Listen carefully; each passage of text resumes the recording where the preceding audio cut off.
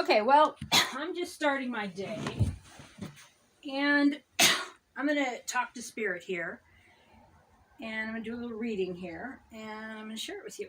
All right, so I woke up feeling kind of heavy today, and so I'm going to see what Spirit has to say about it. So first of all, let's get cozy, and let's cleanse the air, okay?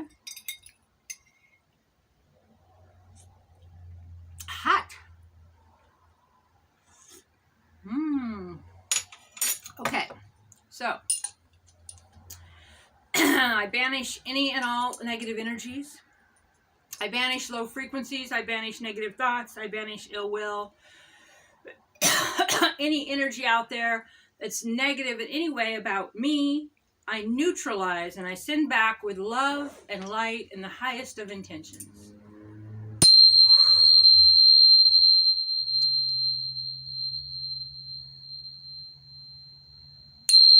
I call in Mother God. I call in Father God. I call in Saint Germain, Archangel Michael. I call in the Dragon Collective, which we will be working with today. Gold Star Trio's out there. Orion's out there. Archangel Michael. All available angels and higher selves in the vicinity. Beings of light, I call you all in for this reading. For myself and for the collective. For whoever finds this video. About the energies today for me personally and for all listening. Okay. So, I'm going to light a candle here. Whew. Okay. Thank you, God, for loving me today. Thank you, God, for solutions today that were not available yesterday. I cleanse this room that I'm in. I cleanse the room that you're in. I let go of all the things that don't bring me joy or laughter or fun. All things that are not healthy for me or of high vibration. I let go of anything in my energy field that draws to me negativity, negative people, darkness, people with ill intent. I cleanse the room I'm in. I cleanse the room you're in. I cleanse all rooms where my name is spoken. Any energy to do with me anywhere in the entire universe, in any dimension, in any place in time. I neutralize this energy. I cleanse this energy. And once it's completely neutralized, I raise its vibration, fill it with love and the highest intention and purest of light, and send it back out to all those rooms and all those people and all those places where my name is known, where my name is mentioned, where I have been, where I have thought of, in any dimension, in any lifetime.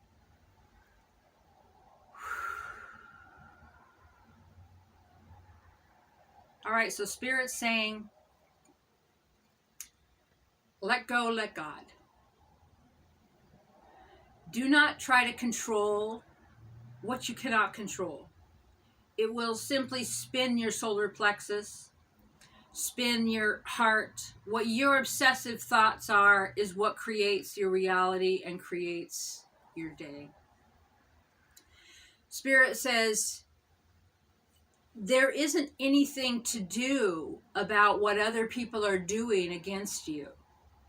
That your intention and your frequency is in your field. Allow what happens to happen and to be, and allow Spirit to handle these situations and energies in a way that it is in alignment with the frequency of where you're at right now. Thank you, Spirit. Cleansing this room, any and all negativity leaves, cleansing all the corners, neutralize any of the negative intentions other people or spirits have about me in any lifetime, any time, any person. And so it is done. Okay.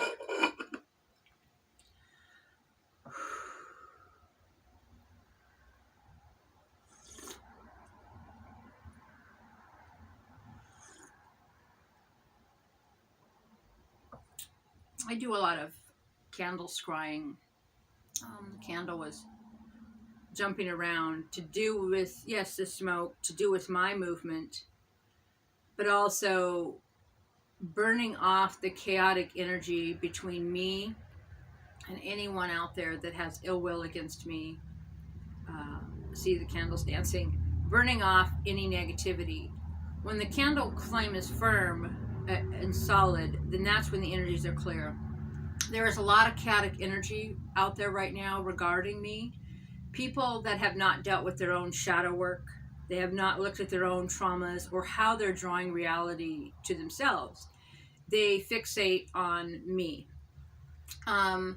This is the same stuff to do with, you study about narcissists and sociopaths and any of our mental health issues that we have as a society, or that I have personally. I connect with something, I think of something, and then the magnetism to it is so strong that I kind of obsess over it, right? So I think, and my obsessions are worry, which is, connected with my my PTSD.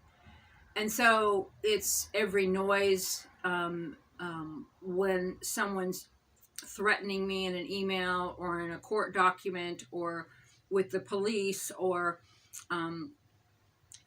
or electric bills, like any sort of stressor at all, any sort of news.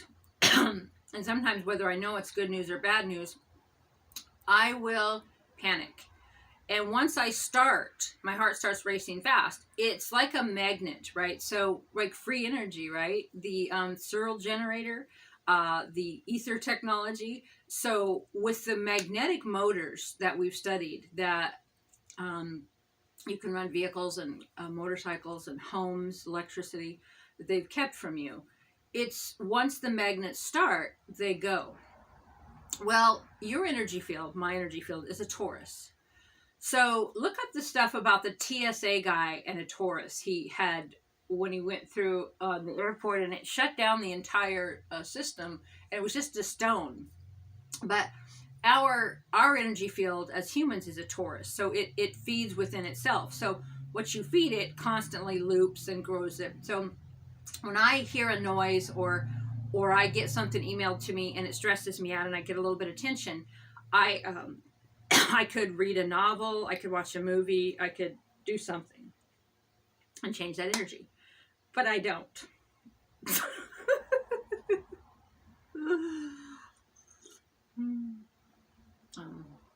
Spirits kind of reminding me of how I do it, and this is how humanity works. So when a thought comes in, I've done videos before saying that if just because a bird lands on the nest doesn't mean it lands on the door, you don't have to let it build a nest.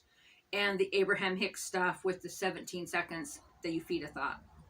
Well, the PTSD, the thought comes in, the email comes in, the stuff from the corrupt judicial system, or the corrupt people in the community, or people who hate me, or like I said, haven't dealt with their shadows, or they can say anything they want to me. And I must take responsibility to own my reaction.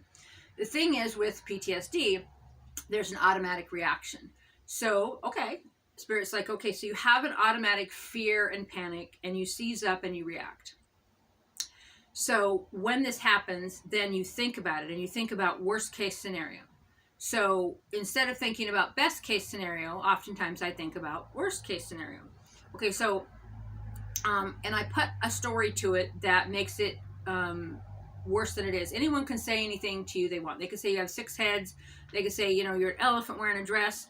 It's what you believe, right? See, this is still burning off the chaotic energy between me and everyone out there. Interesting. Anyone can say anything that they want. It's my definition of it based on a dictionary. What I learned was reality.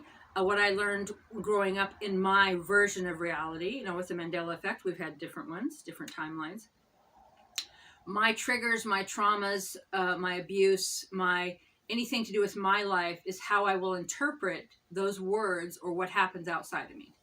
So when this proverbial bad news or weird news or odd news comes in, and I grab onto it and I start thinking about it, okay, think about it. Okay, the 17 seconds have passed and I've gone into where I can't let go.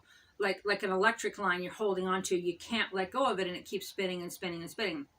And then you fall asleep with it, and you wake up with it, and then you just kind of have it because it's that constant stress. And even though you know that you're a good person, you know that you've never done anything negative or harmful, and you know that you're the good guy in any scenario, or that you're in the right, and Spirit's telling me this and you this, that even though I know that I've acted with high integrity and that people lie about me, and this can be anybody, right? A spouse, someone you're dating, your boss, anyone in the community, anyone can say anything at all. Do you know your truth, or do you not know your truth? I do know my truth, but it's magnetized because it's attracted to another emotion that I felt as a child or at some point in my life, maybe low self-esteem, maybe lack of confidence, fear and panic, growing up in domestic violence, growing up, with sexual abuse and trauma. There's this constant fear of what people are going to do and say. And so when one thing happens, I kind of just feed it and worry, and then I get in that spin. And so Spirit's telling me in order to get out of that spin, right, I need to ignore those things. Well, they're kind of pending and on the plate, so I have trouble not worrying about them or what they mean to me. So Spirit walks me through these lessons where I go, okay, go ahead and do your little what you need to do with your worst case scenario. What is the worst thing that you believe, because it's all about your belief, can happen in this particular situation? And so I think about it and I go, oh, okay, well, here's what could happen. And then Spirit's like, okay, so this worst possible thing has happened. So then how does that affect your life? And I go, so let me just think about that now. Well, Spirit, it doesn't affect my life at all, because that's nothing to do with my life, and it doesn't really matter. Hasn't been anything to do with my life for 12 years. So even if the worst case scenario happened, it's just a matter of paperwork, and it's nothing to do with me. Right. So then I begin to relax. But the issue is that the muscles have memory and tension, right? And it just takes a little bit. So, and then I'm still creating, paperwork, or, phone calls you have to take care of, or things that I imagine I have to do that I don't. I will create lists of things to do. I don't know if it's ADHD stuff, or it's some of the other anxiety disorders that I have. But I will create a list of things that I want to do. I'll think, well, that's a neat idea, right? I want to write this story. There's this project I want to do. There's this chore I want to do. So I'll create a list of things I want to do, that I want to accomplish. And then I will instantly worry and panic because I have a list that I don't think I can complete. And so want to remember, and Spirit's reminding of that it's not that I'm creating it. I'm not a victim to anything in my reality. And when you own things, when you go, I'm not a victim, I created that. Whatever it is in your life, you're like, I created that. I trust Spirit. Either I trust myself or I don't. Either I trust what I draw to me and I repel, or I don't. So when you say I am not a victim, then you're taking ownership for that. You created the reality and circumstance in your life. You put out an energy, and your frequency field has energy that brought that energy back to you. So once I own that I've created whatever comes into my life and whatever leaves my life, and I'm not a victim to any of it. So once you do that, then you're like, okay, cool. I own this. So then if I want to change it, I can change it. But when I have a different reality, a different life, different choices, I can change it. But if I don't own that I created it, if I'm like a victim of circumstance and it just happens to be poor me, I'm just a victim, then I am saying to spirit, to the universe, to myself, my higher self, to whatever, that I don't have any control over my life, and that it just happens to me, that I'm a victim to everything and everybody. That, see, there's some sirens to go with it. That anytime anyone says I got 3 heads, or I'm an elephant wearing a yellow dress, or I got balloons for arms, then I believe them, and I have to live my life with their version of me, because I'm just a victim and I'm not in control of my own reality. I'm not grounded in my own base frequency. I don't trust myself. I don't trust God. I don't trust Goddess. I don't trust spirit or my higher self in any way at all, when I believe that I'm a victim to circumstance, instead of saying I'm not a victim, and something that I did or said or believed or felt created that person, that thing, that document, that whatever it is in my reality was created from something in my own energy field that's a belief system of mine. And I own that. And I go, I fully trust myself. I trust my choices. I know that my intentions are of high integrity, and that my intentions are to raise the vibration of Mother Earth and her people. I know that my intentions are always good, and always of the light, and always beautiful, and always about being a light worker and a starseed, and moving us to those higher frequencies and versions of Mother Earth. But if something shows up in my life that seems like it's a lower frequency, well, it didn't show up by accident. I'm tuning into that reality. I have the ability to tune into that reality because it still lives in my energy field. I still believe it's there. I have a belief system. So you're going to be thrown these things to be tested, right, too. Okay, well, let's have someone send you a certified court document that says that you have 4 heads. Okay, so you go, okay, well, the judges and the cops and the lawyers and the doctors and the therapists and all the large nonprofits and the corporations all say I got 4 heads, so I must have 4 heads, right? Now, you can relate this to anything in your life of you believing what they say versus what you know yourself to be. This woman named Melissa, I forget her last name, but her husband was a preacher in California, and she took over the ministry, and she took a lot of heat for being a woman in ministry. I had her on my sites out there about women ordained. I don't remember her last name, but she does a really good sermon about your doctor doesn't have the last word. And it's fascinating because I've helped hundreds of people cure themselves of cancer. And at least 2 dozen of them, the doctor told them they had 4 months to live, go home and die, right? There's always been cures. They've always been hidden from us. And plus you can, move timelines and stuff like that. So when the doctor says, so her sermon's basically about the doctors can say whatever they want, but that the doctor doesn't have the last word, that God has the last word. And you are God, and you're a creator God. So, why do some people that get chemo die from it and some people live? Why do some people get alternative cures and live? Why do some people get energy healings or miracle cures and some don't? And my things with people was always, if one person in the world cured themselves with this particular thing that I would introduce to them, whether it be frequency or, high alkaline or apricot seed or black salve, or there's tons of them. I'm like, if one person in the world cured themselves of cancer with this, why can't you? And they ponder the belief, right? I did this a lot on readings with people where Jesus has come through. Fascinating stories for another day. But so if and it comes down to why which works and what is your belief.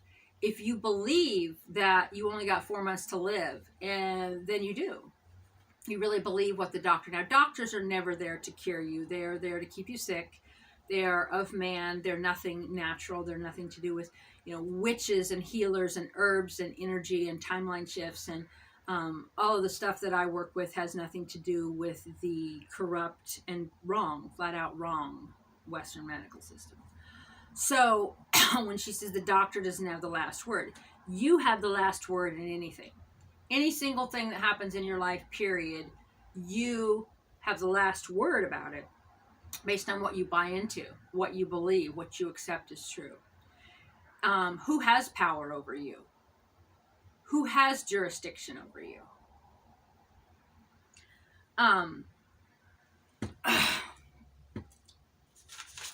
There's this note Spirit's telling me, so hold on a sec.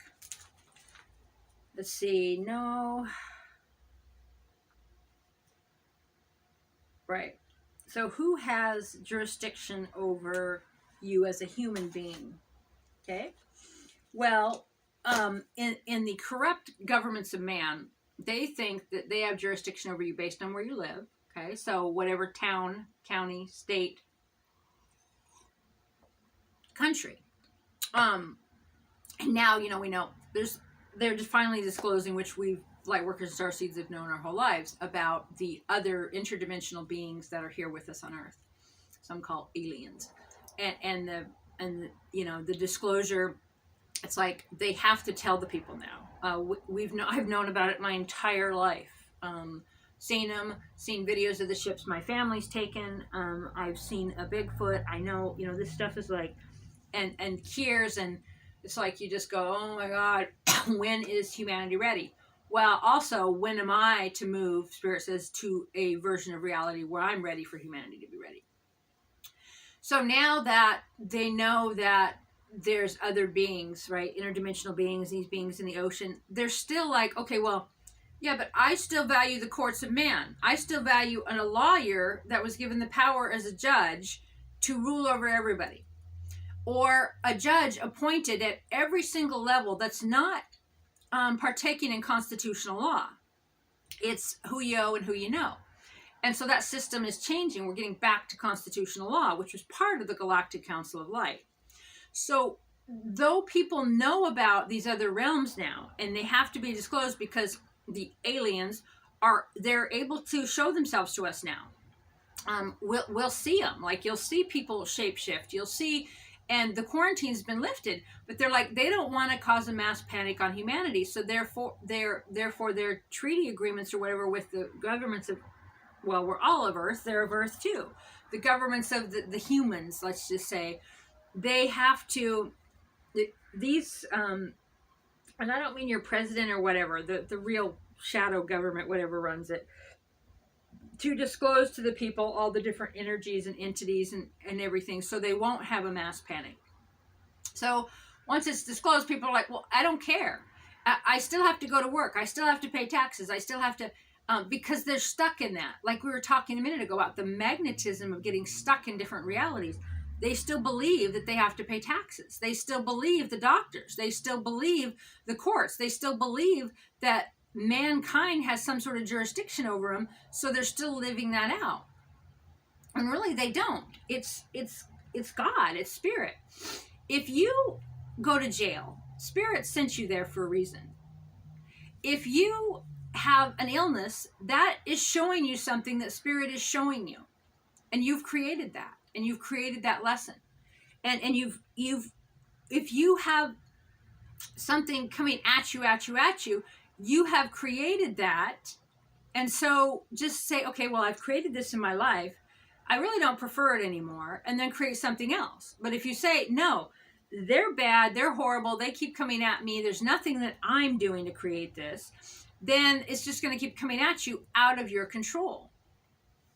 But when we realize that we do control our reality based on our thoughts, based on what we focus on. Now, when you're just kind of going about your day, hody-dody, doing whatever, and you have people out there that will watch your every move, that will comment on everything, and especially when you do, a lot of social media, which a lot of people do. TikToks, frick, man, hundreds of thousands of millions of views, and all of them have some sort of opinion of you, right? Of who you are, of what your life is, of your teeth, of your hair, of what you wear, what you say. All of these energies coming at you. So you can use chaos magic. You can use the type of magic you can use for that kind of stuff is to go, all of this energy coming at me, Great Spirit, turn to love, turn to light, and send back out to the people who send it with the highest form of love and intention and light. And you can use that to all that chaos energy to raise the vibration of Mother Earth and her people. And So in your personal life, like, like this area around me, so I live in a certain county, right? Well, that's just a dimension. That's one dimension, one county, one country, one city, in one place in time that I'm in based on my own belief system, spirits reminded me. And so if I believe someone has power over me, they have power over me. If I run into someone and they're like, oh, hey, I love your orange jacket, and like I'm wearing a green jacket, and I'm like, um, what do you say to that? Well, if they're just casually and walking by the store, usually they go, oh, I love your jacket. They don't necessarily say a color. But if someone walked by me and said, oh, I love your orange jacket, I'd be like, thank you. If I'm passing, right? I'm not going to, I don't know why that popped into my head, but it popped into my head of what would I really do? And I'm like, I don't care if they see my jacket is orange or green. So Spirit's like, right. And I don't care. I get called sir several times a month, at least once a week. I get called sir based on what I wear. I don't care about being misgendered. I don't correct people.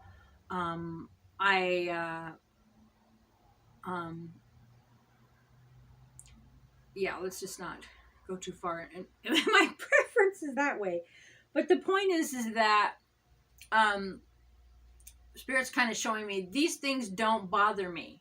Someone's saying I got a different colored coat on. Someone's saying that someone said, oh, you just had your 65th birthday. Or, you just turned 40. Or, think about all the things that people could say to me that aren't true that wouldn't bother me. But something that has a charge, so somebody sends a document or a phone call or email and says, you got 6 heads, and I believe it because of my own insecurities, my own programs, my own triggers, my own lack of self-confidence or shadow work or traumas, then I'll believe what they say is true because I believe it. Another example is if you're constantly putting yourself down, like body shaming yourself, like telling yourself, you're fat or you're ugly or you're, which is all stereotypical human, very superficial nonsense. Like you look how you look. You don't need to try to change who you are every single day for what society thinks you should be. You want to get strong? Get strong. You want to lose some weight to move easier or whatever? Go ahead and do that. Whatever. What you want. But not when it's based on, I want to look good so other people like me. What, you want everybody to want you and everybody to like you? I mean, and for what reason is that? But the origin of this, a couple minutes ago when I started this topic, is about what we do to ourselves. Our inner dialogue of criticizing and body shaming ourselves is not necessary, and it draws to us people externally who will criticize and body shame us. And it's not something easily let go of. To let go of inner self-sabotage, or, slamming your own looks or stuff, or saying, I should look this way, or I should look that way, or I should go get liposuction, or I should lift my butt, or do this to my cheeks, or, wear a ton of makeup every day, or, get this surgery or that surgery so I can look a certain way so that society accepts me as me. Well, that's not me. If you're doing something because it seems exciting, that's one thing, but trying to change your appearance and what's going on right now, I find it kind of stunning with all of the women out there shaving their heads. They say they're shaving their heads to punish men. Men that'll never know they exist, that'll never be around them. I find it really odd because my head's not shaved now, as you can see. But for the last 5 years, I've shaved my head most of the time. Now, removing your hair is so cleansing. It's so connected to God and spirit, and it just vibrates. It feels so good. And it is a very intense spiritual connection. Women that shave their head are very beautiful, and it lets go of the old.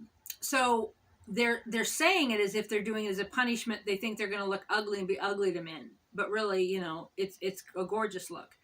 And they're really letting go of the old, and so they don't necessarily know that. But they're also saying that in regular life, they let their hair grow long, and they wear makeup, and they have casual sex, to please men at large and in general.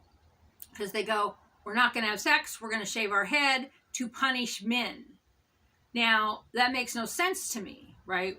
So you grew your hair out and had sex, casual sex for the man? You know, why don't you have your hair the way you want all the time, whether it's shaved, long, any size, for you, the way you like it to look? And why don't you have sex with men when you want to, based on what you want and not what they want? And so, you know, and it comes up in this argument of using abortion for birth control. And it's kind of interesting. And I didn't realize that that was a thing. Because, you know, when I was going to get pregnant, you know, it's not accidental for me. I'm a lesbian. But I would study my body clock and my temperatures and my rhythms. And, you know, and I think that if someone is in a stage in their life where they have a lot of sexual partners, you know, why don't men just get some sort of surgery? Why does women have to get surgery after surgery after? I don't understand the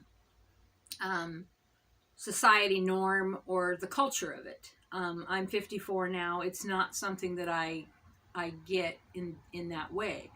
And so I don't get that they're like, you know, I live my life for a man. So I grow my hair out so that I'm pleasing to men. Now, why? Well, so that men don't harass me, right? I was at a restaurant the other day, and it reminded me, and I see this often, this young gal, she's probably in high school. She's probably a junior in high school. And she was there with this nice young man, and he went up to the counter, and he was ordering. So he wasn't sitting with her at this time. And this other guy walked by, and so he was clearly attracted to her. So he looks at her, and then you could tell that she was uncomfortable, but she was being cordial. So she's like, so then he took that as a sign of, so then he locked eyes with her, and he's like, and I'm just like glaring at him. I'm like, oh my God. So now he thinks he's entitled to her. He's entitled to pester her. He's entitled to sit with her. He's entitled to talk to her because she's young and she's stereotypical pretty. And he feels like that's his right as a man, no matter what age he is, no matter what he looks like. I'm not saying all men, but I see this a lot. And so maybe there is a pressure for, you know, young women to look a certain way so they don't get ridiculed and abused by men. Now, you know, it obviously doesn't happen to all women. I'm not going to go there. But so these women out there that feel like they're going to shave their head to punish men, I just don't get why you're living your life for men in the first place. And then that comes back to what Spirit's showing me about my day today.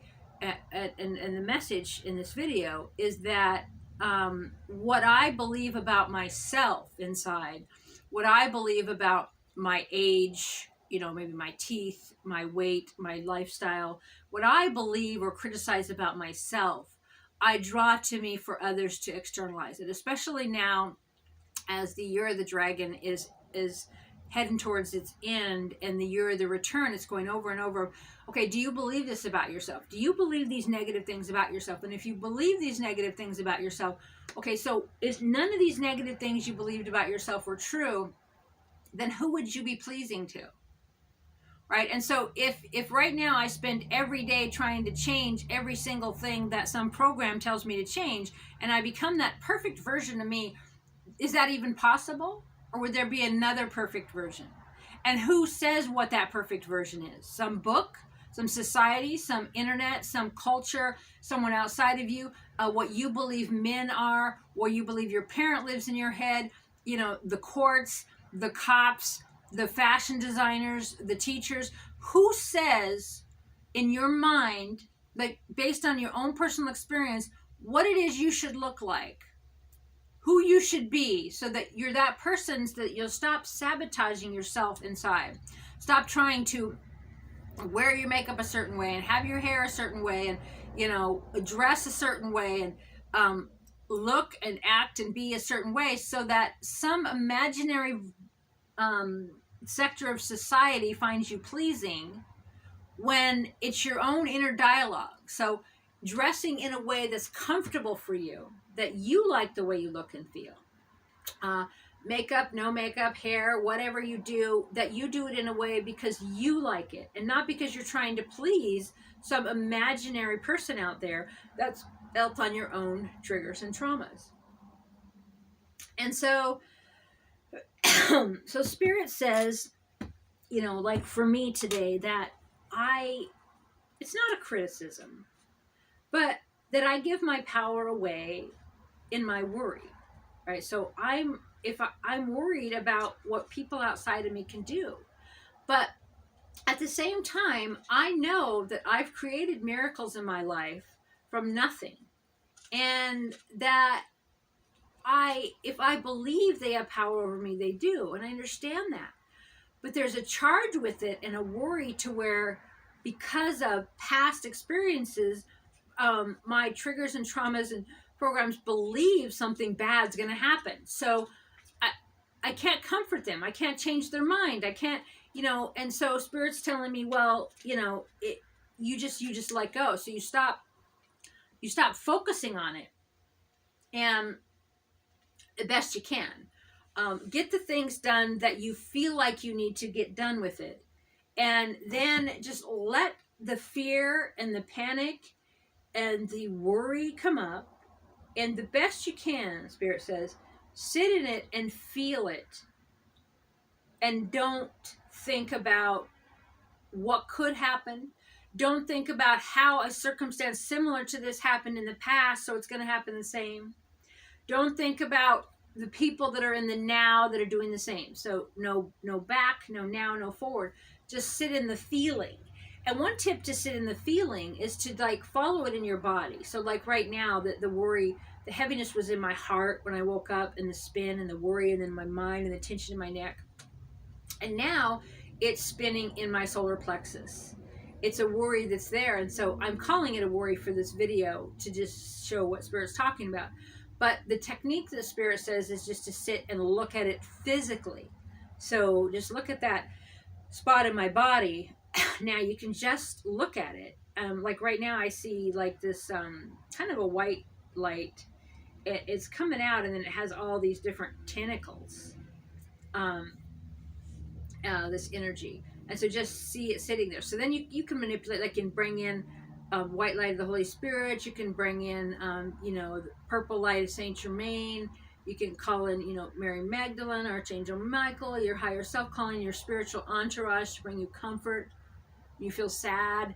I call in my entourage to comfort me. I call in Spirit to assist me to dissolve this in my body. And you can keep talking to Spirit, or you can just visualize it in your body and bring in different colors of energy and just sit there. Also helps sometimes to, when you're really feeling it, to play, get your groovy speaker out and play thunder, like thunder and rain, just kind of really loud, and just sit in it and focus on that, or drumming, and try to focus as long as you can. 20 minutes would be great, but even if you can only do 3 minutes, a minute, 20 seconds, whatever you can distract it, lets it go of that electrical charge of your worry and your fret, so that it doesn't keep creating more. Because how you create reality is a frequency. The universe, Spirit, the quantum realm that creates your reality, doesn't have a good and a bad. You came here to Earth to experience certain things. So what's creating your reality isn't reading this is good and this is bad. It's reading what do you want. And the way that the universe reads what you want to create the reality you want is by what you focus on and what your energy field is. So if you're focused on worry and it's exponential, Spirit will bring you similar things, because that's what you're predominantly focused on. So Spirit says, read a book, like a novel type book, like a story. Yes, there's exercise, but boy, I do some form of exercise most days, and I find that exercise puts me more in my thought, because I go into a meditation because maybe it's because I'm a Libra, whatever, but that I need words to replace words. Spirit showing me. So, so Spirit, okay, so right now it's all about self-awareness, knowing who you are. So things are going to keep coming up to show you who you are, show you who you are, show you who you are. And you're not a victim to it. And it might seem like there's some sort of external thing that has power over you, but if you truly trust what Spirit's bringing into your life and trust the reason, then, just let it happen. Follow your excitement and your intuition on it, but don't worry about the outcome, because you just follow your highest excitement and what you believe the action is to take, or logic action, and let the universe take more. And Spirit just showed me this. So Mercury retrograde, right? Within 24 hours, I had boom, boom, boom, things happen that I had to deal with that kind of pulled the rug out of different things. So one thing was, going to affect my quality of life, basic survival stuff. So I kind of went into a worry about it, a panic. And then I'm like, well, no, I'm fine either way. I'm fine. I went into logic and I let it go, and I'm like, but wait, it's actually only this, and I could create this, and so there's this, and it's not a thing, and it's what? Then when I went to deal with it, I found that there was a whole bunch of obstacles, and I'm like, oh my God. So then I asked Spirit for help, and I made a phone call, and then I got this other avenue to take, and this other avenue. And then I went into Port Townsend, and I had a meeting, and boom, it was done and dealt with within 24 hours, and I was back on track, and everything's good. So this Mercury retrograde up till December 15th, 2024 here, and all of them whenever you're watching this video. So they're quicker and quicker and quicker based on when you surrender to, like, I'm not a victim of this. So, what? Oh, so Spirit brought that in so I can, okay, so I'll do this. Okay, so I'll do that. Some things really, really panic me and stress me out. And, I might know that there's a method you're supposed to do it. So this is what you do it, because this is practical. You got to do it in this method. It might take all these really hard steps, and it's always worked this way. Okay. But when you stop and you go, well, wait a minute, entourage, Spirit, help me. And then all of a sudden there's a different way, and it's done. So the old ways don't need to be anymore unless you believe they need to be or obsess over them. So Spirit's showing me that, yes, there are some things being brought to you in this Mercury retrograde. However, how you deal with them is your choice point. Do you believe in this? Do you believe in that? And it is a challenge because it has magnetized in me. So I'm waking up in the spin of the worry and the PTSD over these matters that Spirit's brought into my life. And so, but even though logic says they have no consequence at all, because what part of my life they actually affect, I haven't partook in 12 years. So it doesn't have any effect in my life other than my ego of that I can't control everything in my reality. But Spirit's showing me, but you trust that you are controlling everything in your reality based on your belief and your frequency system, and your frequency, your thoughts. Based on all of that, Spirit is bringing you what you need to refine it, and Spirit's going to take care of you in the highest and best way. There is no worst case scenario in what I've been thrown at now during this Mercury retrograde. Spirit's making me mad. Spirit's showing me that the only thing that's going to be affected is my ego, because I don't want to be put down. I don't want to be in trouble. I don't want to be told what to do. I don't want to be rearranged my life, or that I have to do this or have to do that. And so Spirit's showing me that it's basically just surrender to whatever it is and don't worry about it. And Spirit's telling me that I know that that's kind of an impossibility in this moment because it's in my body and it kind of won't let go fully. But that's because I believe I control things outside of me. Just like I said, okay, yes, I do control things outside of me based on my own frequency, my own belief, and what's drawn to me and what's not drawn to me. However, when someone says something or someone does something, I don't control their action or what they say. I can only control my reaction and what I say, and yeah, what actions I take, that I feel are of my highest and best, or that Spirit's showing me. And walking through these actions, even in the panic and the old triggers and the old traumas, and just feeling them with the techniques that Spirit is showing me, to just sit in the energy and feel it. Like right now, it's back up between my heart and solar plexus, and it's just this ugh, and it's this, it feels like fear and panic and grief, and I don't want to call it a heart attack, but like a seizing, my neck kind of seizing, my solar plexus at the fear and panic of what, because even what's being thrown at me, the worst case scenario, doesn't affect anything in my life that I have had anything to do with for 12 years. Those birds show me it literally is a groove, right? You know, you have a flat surface and you go over it and over it and over it, and you create a groove, or you create a trail in the forest or whatever.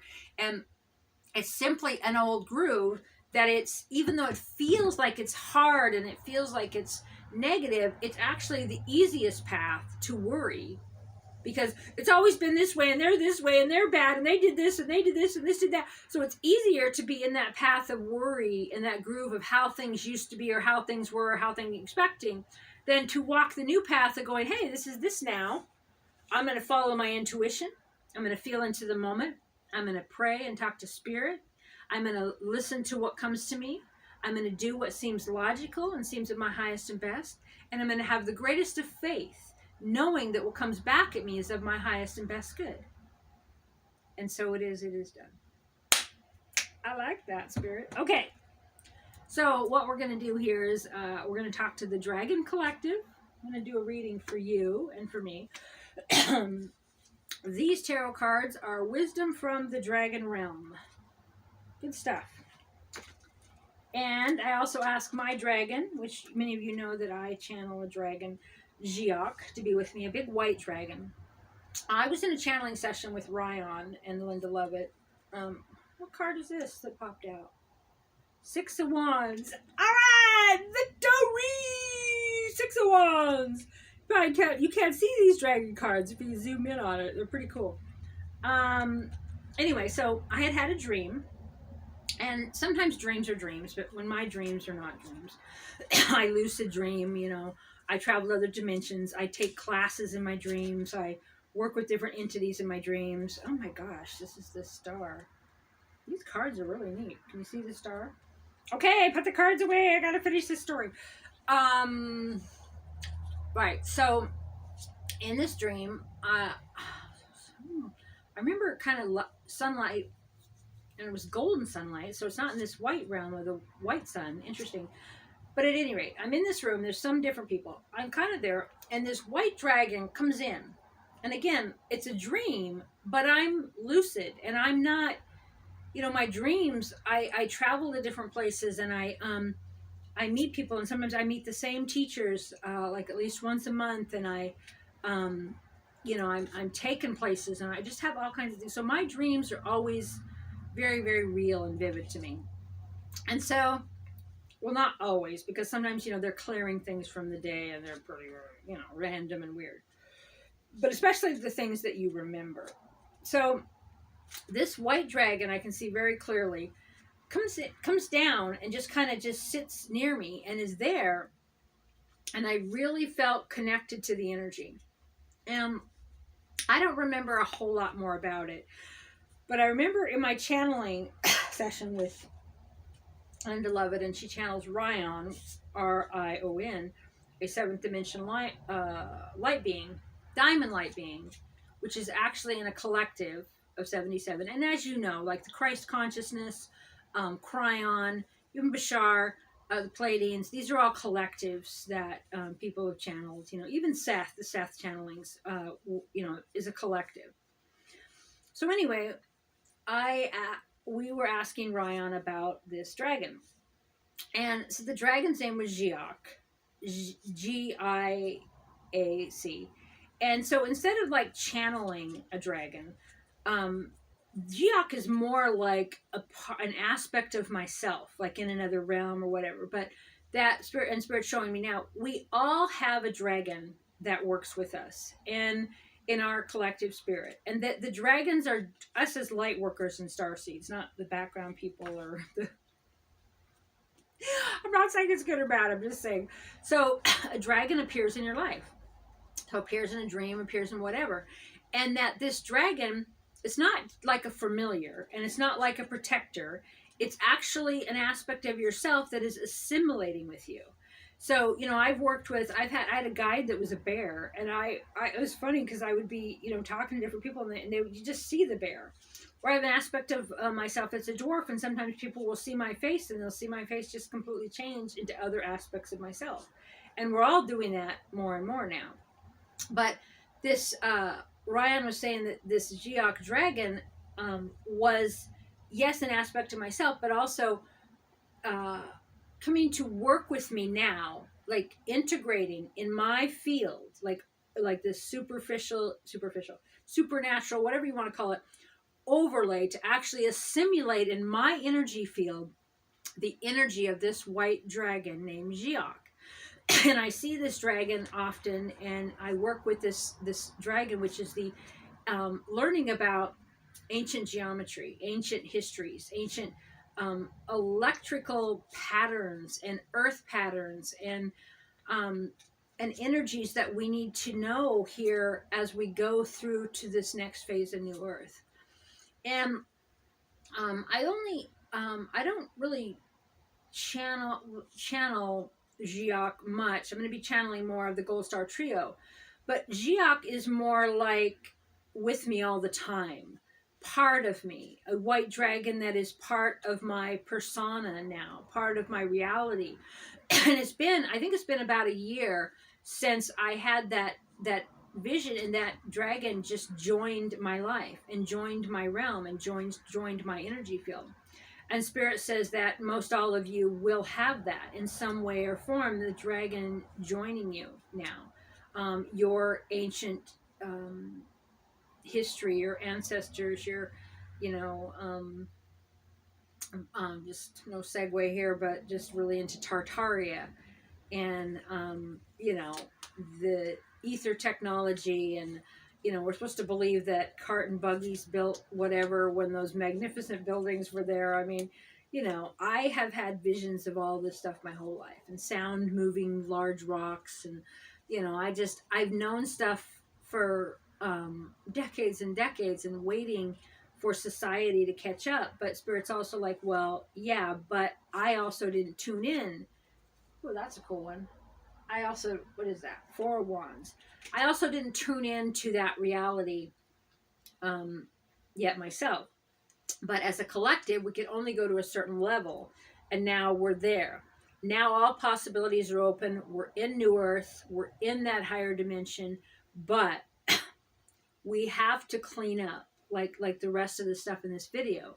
I have to clean up my energies. I have to clean up. Do I believe that someone, anyone, anywhere, for any reason, has power over my body, my health, my state of mind, my whether I worry, my life, do I believe that any government agency or person or anything in any way has power over me?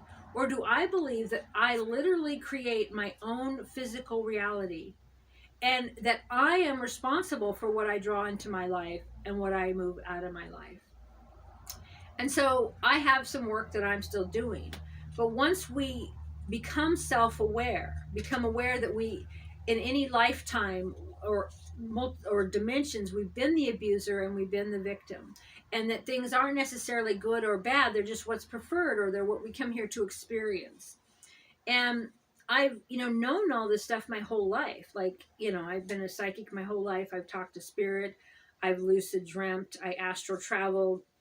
I've bilocated, and, but the thing to master here on Earth, which I'm getting near, is emotions, trauma, the electrical charge that other people have power over you. in my DNA and my ancestors believing that, and cleaning up. I'm cleaning up every other lifetimes of other people, and like, the Bashar and all kinds of stuff out there talking about every lifetime as at once. So what I cleanse and heal and become self-aware of in myself, I do it for my ancestral line and every version of me in every dimension all at once. And that's part of the Mandela effect. So yes, the Mandela effect showing us we can move parallel realities. We do move parallel realities. But the Mandela effect also saying that once we change this now moment, we've changed the past. I seen some more the other day. It's just fascinating how so many people, Ed McMahon, right? The Publishers Clearinghouse was huge. It was part of our regular life and culture because everybody's always like, well, I want to win the Ed McMahon millions. I want Ed McMahon to show up at my door because it's going to be millions. And in this reality, it never existed. And Mirror, Mirror on the Wall never existed. Field of Dreams movie, if they build it, if you build it, they will come, never existed. The Lion and the Lamb, the Bible scriptures changes. There's so many changes, and you can also see residue of where both realities are here. So some people in this reality remember the white sun always being the sun, like the big topic now of like, see, it's proven. This book's 100 years old, and it proves that Thanksgiving was always on the fourth Thursday. And the Mandela effect people, such as myself, going, no, it was always on the third. And they're like, well, this 100-year-old book says, well, yeah. And the Bible is thousands of years old and shifted. The lion, they say in New Earth and Heaven on Earth, the lion will lay down with the lamb. That's not in the Bible anymore, right? That's a verse we all know. You still see the pictures out there of the lion and the lamb. But now that Isaiah 26 or whatever is the wolf and the lamb. So it's all about mastering your mind and mastering your emotions. So even though, I could psychically read and did some remote viewing, I could make myself invisible. Like I studied stuff and worked with shamans to where people could walk by and I could fade into like the scenery or whatever. You could, now whether you're doing it in a conscious way where you're just making them tune out of you, however you're doing it, right? Psychic readings. In my dreams, I would practice breaking things like a vase or something. I'd break it and then I'd bring it back. Flying in my dreams. I'd practice flying in this reality, but meaning like in basketball or different things where I could jump up and I could hold myself in the air a certain way with these different techniques. And I studied, in the Yucatan. I've studied in Ireland. I've studied in the UK, Key West, all over with all kinds of different spiritual teachers and yogis and, energy fields around plants and absorbing nutrients of that and the frequencies and the, and I, but with all of that, my biggest thing here is to master emotions, trauma, what they call in this realm PTSD. It's just this every noise and trigger and fear and seizing and, this worry that I developed. Well, like I said, cleaning up lifetimes and stuff, but that, through how my mother was with me as a child and through domestic violence and childhood abuse and things that lay dormant. And then I was at an event here, as most of you know, in August of 2022 that triggered it. And I had panic attacks constantly after that and had to get help because it was too overwhelming. And we're not really going to go there, but you'll have events or things, I guess, that bring stuff up so that you can really deal with it. But my constant worry, self-consciousness, it comes from my mom. And she would always say, your father and you would be better off if I was dead, so I always felt responsible to keep her alive and keep her happy and keep her pleased and, and always going to get in trouble and always holding my mom up and always being her, I was going to say her pastor, but her therapist. And all these things live in my inner child. And even though I know all these magnificent things and magic and and I've done kinetic, Kirlian photography, that's amazing. And things where, energy healing, where you animate people, you can move people within their energy field and move objects. And there's so much that I have learned and been able to do, but mastering emotions, mastering my own thought has been the challenge. And so that's kind of where I'm at today of like, to not worry about things that are out of my control. Like if I can't control it, there's only certain actions that I can take, then why would I need to worry about it? But I do. And it's an obsession, but it's also a trauma. It's what they call, in their mental health world, PTSD and different anxieties. And there's some other diagnoses in their world. But it's really, to be able to really know that no one has power over you but you. Okay, so let's check it out here.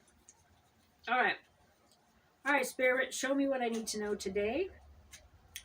Let's do let's do 3 cards, and then I'm gonna see what the Dragon Collective is saying, and then see what the book has to say about it. The book that's often connected to the intention of the artist or the cards. All right, well, that one's kind of jumping out, so oops. Okay, that's too funny. Okay. So, cut the cards. And I go, okay, that one threw out. Okay, so we got some sideways here. Some people don't do reverse tarot, but I do reverse tarot. Okay. I've yapped so long, my coffee is cold. Okay, so the one that jumped out over here was 6 of Cups. So what the Dragon Collective is saying that it says is like a dragon of a volcano. I don't know if you can see it or zoom in on it. I'm quite a ways away from the camera. It's showing a dragon that's kind of like a volcano. And then there's 5 cups in front of the volcano full of these beautiful flowers. So white and pink flowers. So it's all of these beautiful flowers that are, so what I'm seeing is kind of enrichment and flourishing, fertile. And the dragon protecting the volcano, but the anger, the steam releasing in this 1 cup. So there's 5 cups in front of the dragon volcano thing. And I have an aspect that is a volcano. We'll talk about that another time. That was fascinating. So then 1 cup has the steam coming up, which is kind of like what this was doing with the sage. What it's showing kind of is that, yeah, there'll be these dragons. They're guarding. Okay, so everything is great and everything is solid, and then there's somewhere over there that something will pop up and vent into my reality.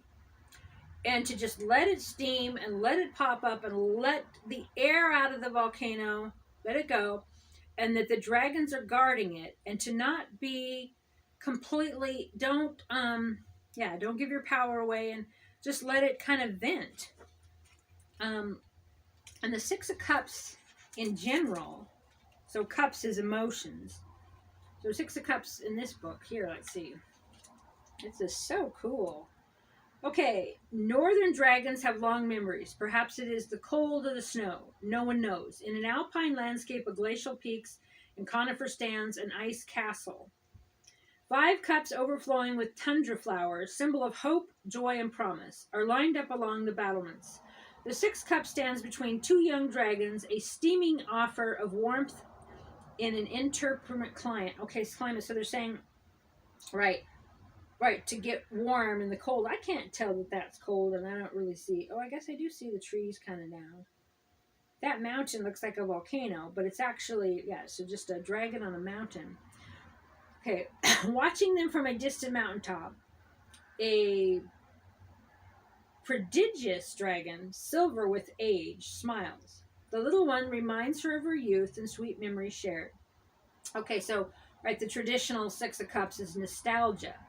So, going back and pondering over my life and going, oh, I missed this or I missed that, or this caused this or caused that, or like nostalgia involved in this now moment. Nostalgia pervades the 6 of Cups with wistful memories of childhood, of times when happiness came as naturally as breath. which I was talking about times which weren't necessarily happiness. Right, so remembering, yeah, that. When innocence washed the spirit clean, oh, to feel the blush of youth and know such uncomplicated joy again. Sorry, but we just talked about the complications of it. So old acquaintances are rekindled, new friendships are made. Okay, so letting the inner dragon come out and play. So letting the kids play, the spirit's saying, play, laugh, be light. Yes, there is this background of pending doom, but you know that it's not, show me, it's like the bee story. If for some reason this video shuts off, then it does, but I'm going to tell you the bee story. And I've done that in other videos, but the bee story, Spirit says it's like the bee story. My partner and I went to Oregon once from Montana. And in between Oregon and Montana, we stopped somewhere and went for a hike. We pulled up to this park, and then I saw this really cool cliff, and I wanted to climb it. So I climbed up this cliff, and then I ran into a bee's nest. And the bees were swarming me, just solidly swarming me all over. And I was screaming and climbing and screaming and climbing. And then my ex climbed up behind me. And when she got to the top, she said, "How many times were you stung?" And I said, "None." So since then, it's always been that, called the bee story. Where you think something's happening, but it's not. Where I'm swarmed with bees and I'm screaming as if I'm being attacked, but then I realize, oh, well, none of them actually hurt me. And none of them actually bit me or stung me. It was just my own mind and my own fear of the buzz of the bees or the crawling on me that I was screaming, but I wasn't actually harmed or stung. I didn't panic and let go of the cliff and fall down and get hurt or die or break something. I just kept steadily walking and screaming. And when I got to the top, I was fine. And the bees all left and there was no stinging. And so I've used that analogy for so many things since then. So yeah. And so I'm going to show you the 3 I got, but I also, this book doesn't do a reverse. So I got the reverse death. So the death card, is always death and rebirth, change, shadows coming up to be healed. So it's like this big shadowy dragon. And yeah, that's so reverse death. I'm not sure. I'll have my other book with me sometime, but usually, a lot of times, people like to interpret reverse as in that I'm going to that phase where I'm letting go of something for the final time, but I'm not quite there yet. And so it was reverse death. But like I said, this book doesn't do reverse. It's interesting. This book calls number 1 the shaman. This is a great book. I love working with the Dragon Collective. Okay, so upright, it would be a lowering Cimarron. That's so funny. I think someone sent me that the other day of a lion. So Cimmerin, dragon. More shadow than substance. Right, okay. So that's just what we were saying. That's like the bee story.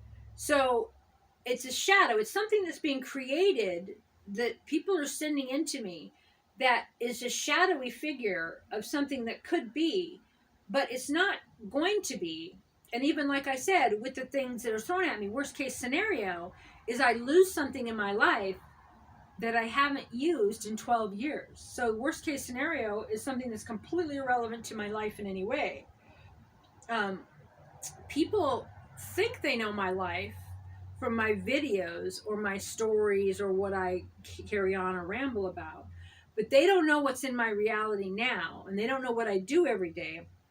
So they come in to take something that they think that is going to bother me or affect me, but really it's not something that I've even ever partook in or used or interacted with in 12 years. So I just find this so validating, and this lifts the energy in me too. The validation of just the first sentence of this card, because it's just like the bee story, that it's a shadow and not a substance. It's just a hint of woo woo, like a ghost in a sheet, spooky, but it's not really anything that's going to manifest. My body still believes it is, and that's okay. And I'm going to love myself, and I ask that the entourage comfort me. But okay, so a lowering Cimarron dragon, more shadow than substance, stands atop a barren hill. Violent November skies frame his massive wing-stretched form. Fascinating, right? Because we're in November.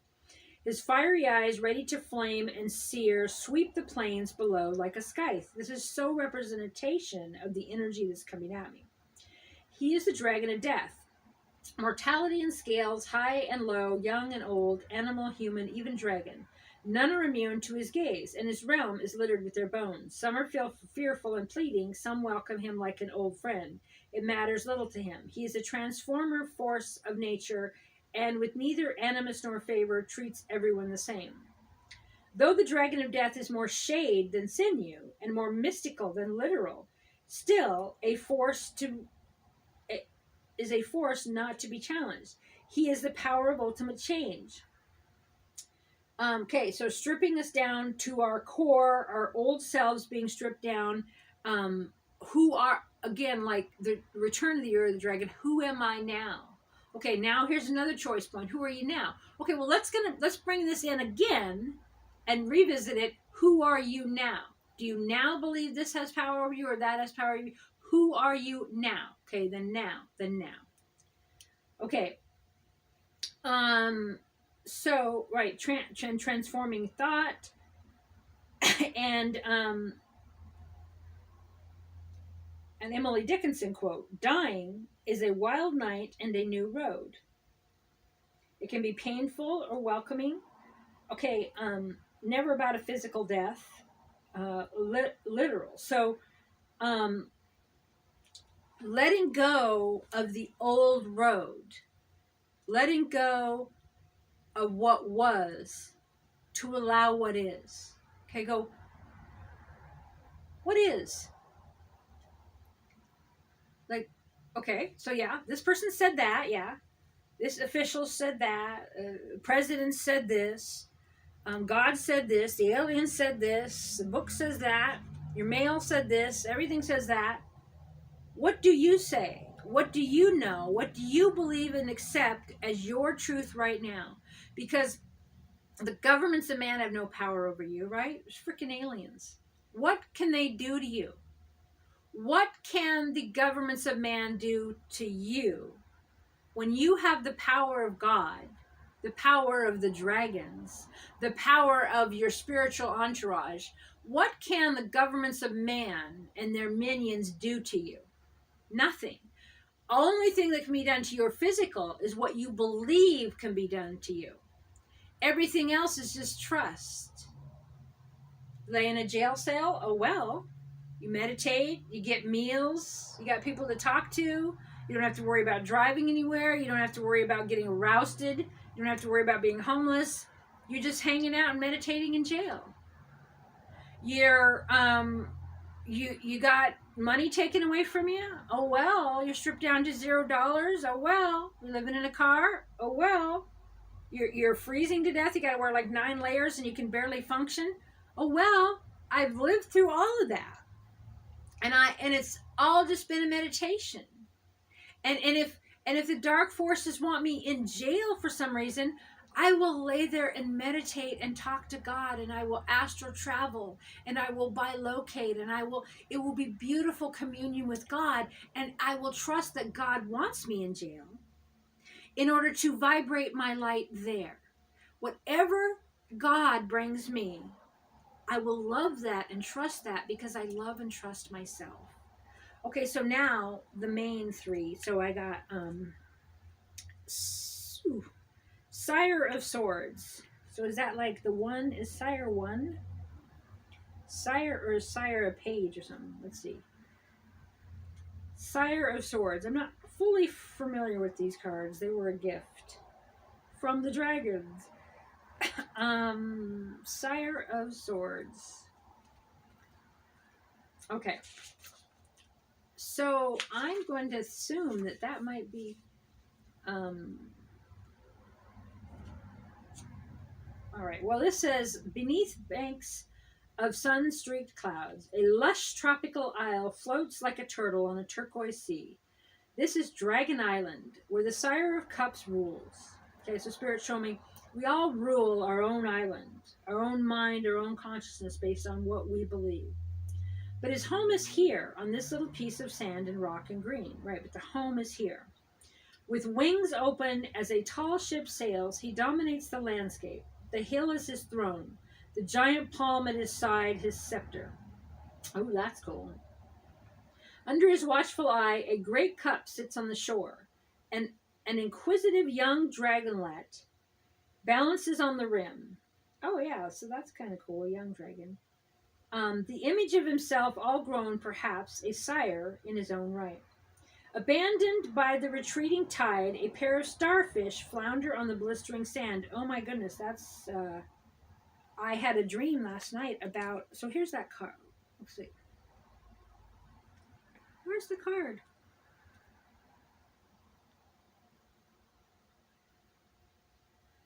Oh, I don't have the card.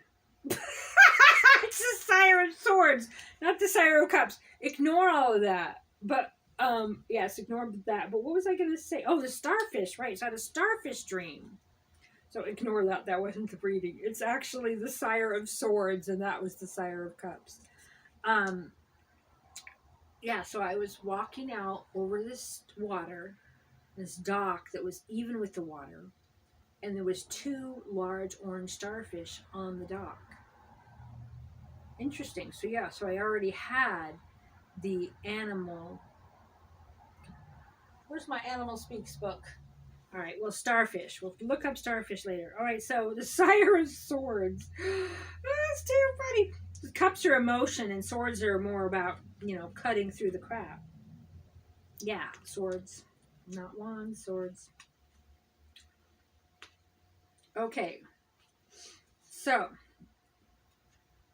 that is fascinating. So what are they? It's just not a page. It's not the knight. So the Sire is... Okay, so... All right, well, the Sire of Swords is a whole different sort of deal. And it also has, like, a baby dragon. So this is a sword and on a rock mountain strong. And the dragon is gray and gold, this beautiful golden under the wings, holding a purple butterfly. So letting butterfly go, if it comes back to me, it was meant to be sort of deal. Let go of your worries, let go of your concerns, let go. But for now, it's kind of just hanging out there. And then there's a baby dragon kind of on its shoulder, which is kind of cool. All right, so Sire of Swords. The Sire of Swords is a warrior king. All august gold and lustrous sable. He cuts in imposing figure against the pallid sky with wings full of spin makers. He stands rampant on a craggy ledge, the better to admire his mountain realm. A sword is etched deep into the stone beneath his paw. He is the double-edged embodiment of this blade, life and death, justice and power. In the past he forgot, fang and fire might right. He will do so again, if necessary. But in this moment, his regal presence is enough. His sovereignty is absolute. So Spirit's showing me, just stand sovereign in your own truth and your own belief system for you, about you, and of you. Trusting who you are. Spirit's telling me, trust in who I am for me. And don't give any value to any other person's version of me or what they think they have in some sort of control over me. A large purple butterfly, symbol of the intellect and soul that tempers his sharp-edged judgment, perches on his paw. So calming. On the sire's shoulder sits his young heir, tail wrapped tight around his father's neck, impatient to learn all he can. Until then, he is content, a subject of the sire's rule. The essence of air, luminous as a mountain sky on crisp spring day. This is the sire of swords. His authority is supreme, radiating from the unchallenged power of his intellect. Mature, elegant, and enlightened in his counsel, he examines all sides of an issue and their consequences. Right, right. That's what I was talking about. That's what I'm doing, right? And that the consequence, worst case consequence, is something that completely doesn't have anything to do with my life, my real life. Though the polished lens of logic and rational thought. Okay, through. So let's read that again.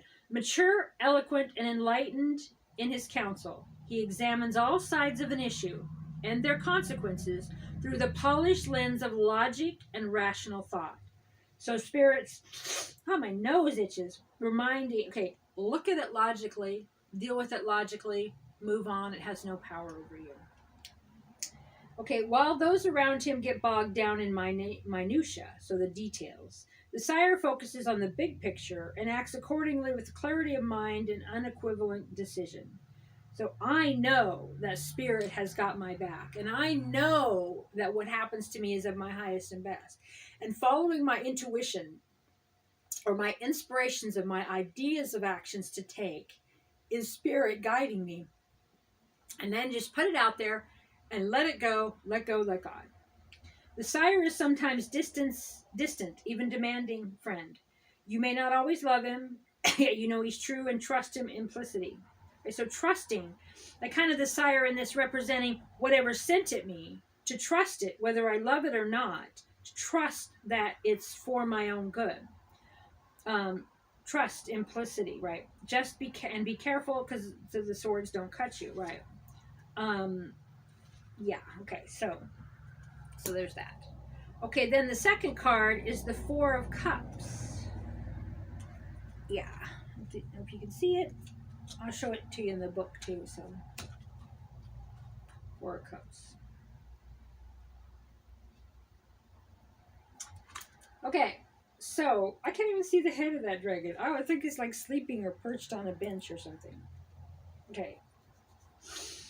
What is this itch? Is this good luck? Okay. Gnarled, twisted, and as old as the hill that holds her roots. A yew tree spread her boughs over a mist-covered down. A pensive blue dragon has taken up residence among her welcoming branches. He is world-weary and in retreat. He could stay in the tree forever. Oh my God, I know that feeling. On the ground below stands a trio of cups, ignored. Right, so I'm ignoring the cups that are full, so I can focus on, oh my God, I gotta worry over here, oh my God, over here. On the ground below, okay, ignore it. A small dragonlet flits nearby. I think it's interesting that every one of these cards have the inner child represented as the dragonlet. A small dragonlet flits nearby a fourth cup. So the child is reminding you of what you have. A tempting offering, yet the dragon's heart is closed. Oh my gosh, that's so cool. So the inner child is saying, hey, play, laugh, feel this, have fun. Here's this cup. And then me, the older dragon, is like, no, I'd rather worry about what could happen that's bad. I'd rather worry about who doesn't like me. I'd rather worry about guilt and shame and body shaming myself and all these negative things. I don't want you to hand me that really cool fun stuff. So it's a reminder of that. Being self-absorbed, right? Easy to fall into the state of morose and self-absorption. So I'm being self-absorbed with a pity party of what all the bad things that could happen from this, instead of going, but what about all of the freaking good things that could happen from it? What about the cool, amazing opportunity that I'm being given to show something else, to do something else that's grand in energy? What about I just trust spirit, and the spirit's brought me this, and that I'm now intuitively going to do this other action, and it's going to bring this other wonderful thing? Yes, I do. I'm in, so it is. Okay.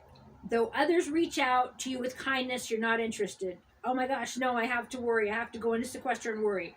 You cannot see, let alone experience the pleasure that is now, right? I can't see the pleasure, Spirit showing me, because I'm worried about the machinations of what could be that's negative, instead of So worry about the 5% that could be negative that's not going to affect my life at all, instead of the other 95% that could be great, and is really the logic of it.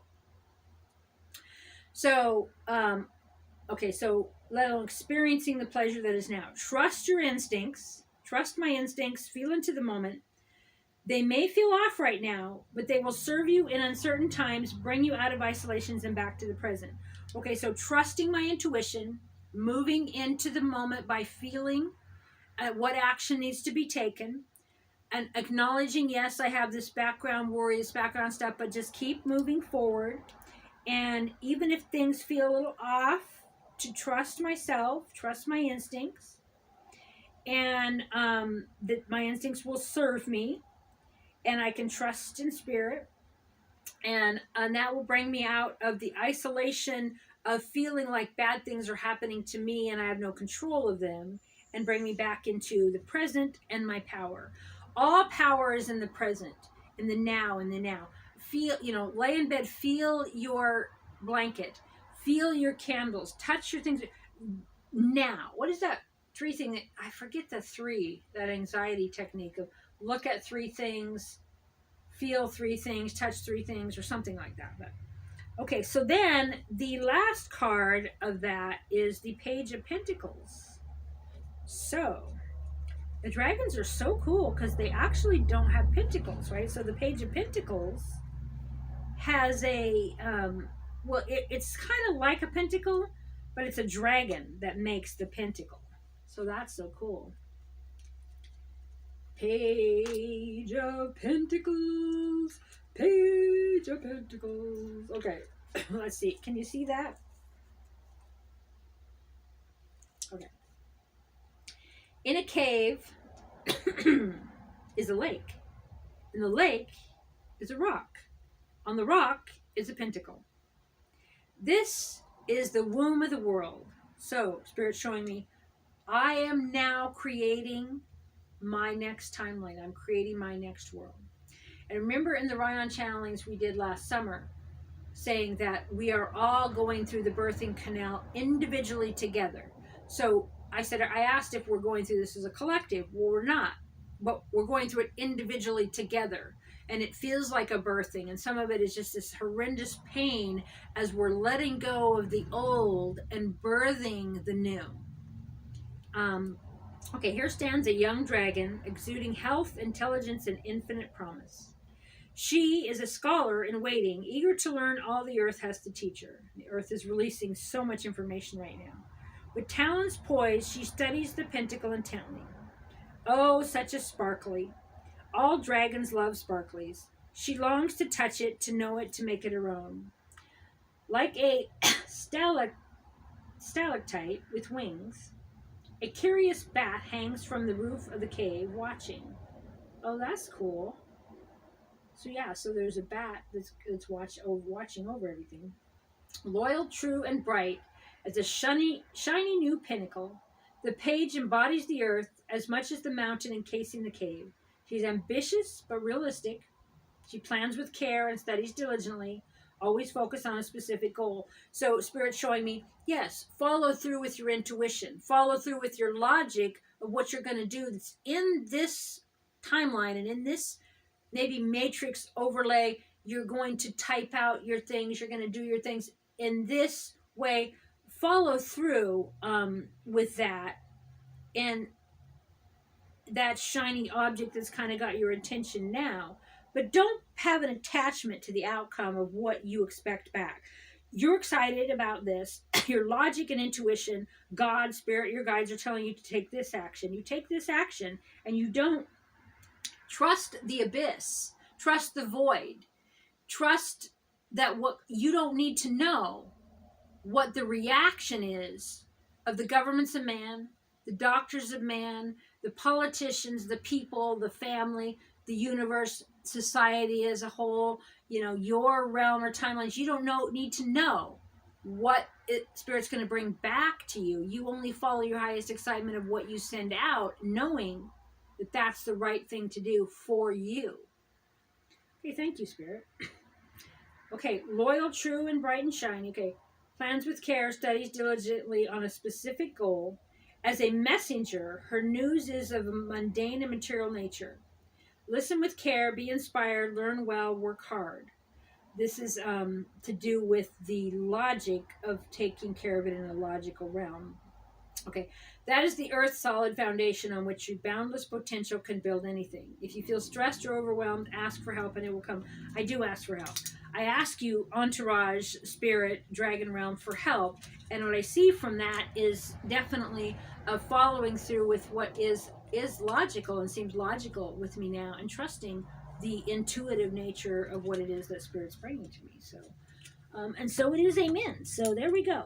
All right, so I'm going to move on with my day. Okay. Actually, I'm going to say a prayer first and blow that out. Mother, Father, God, Great Spirit, in Jesus' name and Saint Germain and love and all that is, I ask a blessing on myself and all within the sound of my voice and my vibration. I ask for peace to every heart that can hear me and my own.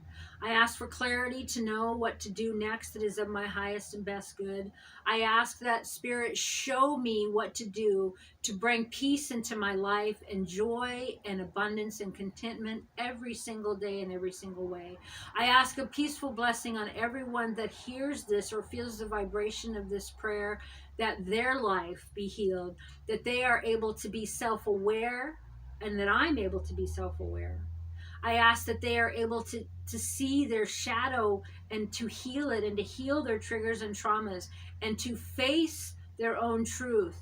I ask a blessing on them and on me, that we be able to enjoy our life and have fun and just allow love and play and joy and abundance, and let go of the need to change other people. Let go of the need to control circumstances around us. Let go of fear and worry. Let go of other people's version of us. Let go of realities that are not our own. I ask a blessing on Mother Earth and her people right now, that the vibration be raised. I ask that more light and more love comes in as we go through to this next phase of New Earth. I ask that all the darkness be dissolved in every way, in every realm, and so it is done. Amen.